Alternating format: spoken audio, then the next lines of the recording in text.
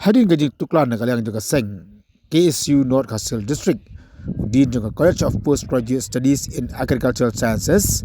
ula pendam Ahmad jaga seng haka ula ailat bagi samla khasi kena bantok yaga exam tungkam naga bentaga post LD UD FCLA ha Omyam Center kabadai jaga puliah kabadai bakarak pariang ini kalau hadin gajing tuklar jaga seng nadu ke disengi kepada dam nagalyang jing ka Kasi Student Union, North Castle District Unit, lemba jong ka Employment and Monitoring Cell. Niwan biang mentag step, ang ni hapo kampus jong ka CPGS ang ni hapo miam. Kadaw golong ba hadin banyilak pelong ya gejiki, hai kini ki airlines ni, ki hadin gejiki jing ila yo so uba bah. Tani kata gejing yaki jungi, kajing dawa gejungi, ni ila yo so jong jing job. Kadau gejing ki di golong ba ha kini kisni ki baladat mi ya ka jing isu ya ki admit kat lungba jong kene ka CPGS AS hamne hapo umiam ya ki sama ki ban konkret bentuk ya kene exam na ka benta ke post LD LDC UDC bat FCLA chate shapo Guwahati ha gejing syahi na do benukam ki la don gejing konkret ban pelong hangne Andrei himtip na kino kidaw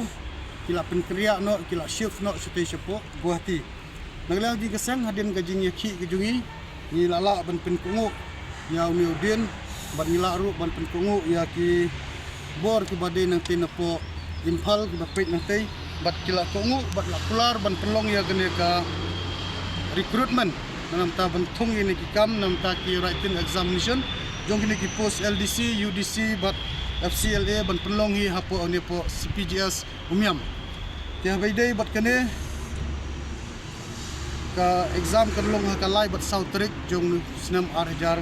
jong bena Januari senam arjar arsan. Tinga kenturu ya ki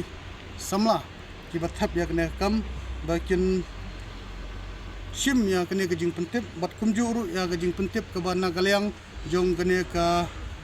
jaka pulian nang ne nanupo CPGS kila pentip lungba baru ki local news channel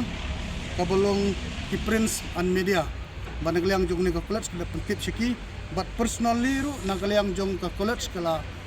sim ban pentip ya ki sama ki candidate ki bathap ya ne ka post ba ke exam kan long hang ne